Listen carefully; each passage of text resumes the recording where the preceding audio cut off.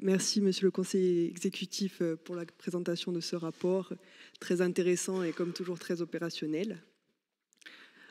Notons qu'un des risques avec les subventions publiques serait d'effectuer un simple saupoudrage qui n'aurait pas un réel effet d'entraînement sur l'économie locale. Ici, bien au contraire, nous avons affaire à une stratégie élaborée, construite, qui prend en compte le retour sur investissement de l'aide publique pour que 1 euro d'aide publique investi dans l'économie produise des effets démultiplicateurs. Ce rapport souligne le rôle crucial de la recherche, du développement et de l'innovation dans la création de valeur. C'est d'autant plus vrai dans un monde qui est en mutation, et les mutations qui sont plurielles et plus que jamais rapides, extrêmement rapides.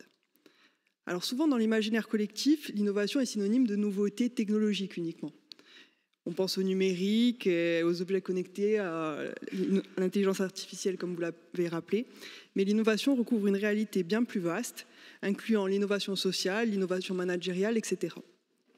Alors, avec le pragmatisme qui vous caractérise, Monsieur le conseiller exécutif, vous nous avez dressé tout d'abord un état des lieux, celui d'un secteur recherche et innovation qui reste encore trop faible dans notre île pour répondre aux défis qui se posent.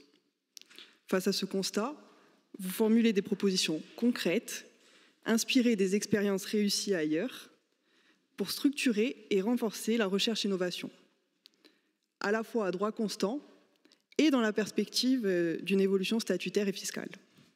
Alors, j'insiste un instant sur l'incubateur Initia. Alors, on le sait, depuis plus de 10 ans, c'est le moteur de la dynamique et de l'innovation en Corse, et c'est aussi une référence en matière d'ingénierie de l'innovation. Alors, étudier la possibilité d'internaliser Initia au sein de l'ADEC, ça n'a pas vocation à brider sa liberté de jugement, loin de là.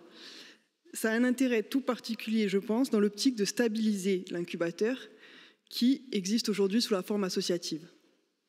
Alors, de même, la mise à l'étude de la création d'un conseil territorial de l'innovation, c'est une étape essentielle vers un meilleur pilotage du secteur, recherche et innovation, avec cette gouvernance qui serait assurée par des personnalités qualifiées avec une présidence issue de la société civile. Donc on peut se féliciter bien sûr d'un tel rapport, avec, comme je l'ai dit plus tôt, une réelle stratégie d'efficacité qui soit adaptée à la taille et la nature de nos entreprises. Aringa Diaby.